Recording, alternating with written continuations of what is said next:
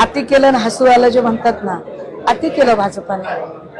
म्हणजे आशिष शेलारांनी म्हणावं की 18 पेक्षा जर जास्त जागा मिळाल्या तर मी संन्यास घेईन, किंवा शिंदे साहेबांनी म्हणावं माझे जर जेवढे माझ्यासोबत आले त्यातला एक जरी पडला तर मी राजकारण सोडून देईन आणि तापोळ्याला निघून जाईल, शेती करेल.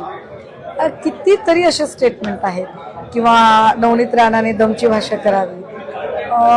या सगळ्या लोकांनी जे खूप अति केलं, अतिरेक केला सगळ्या वागण्या बोलण्याचा, तर त्या सगळ्यांचा परिपाक आता दिसतोय.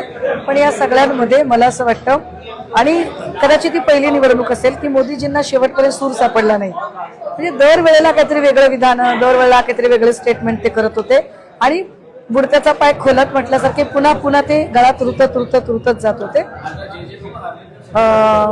या सगळ्यांमध्ये आदरणीय राहुलजी यांनी काढलेली भारत जोडो यात्रा याचा खूप फायदा झाला दिसतोय.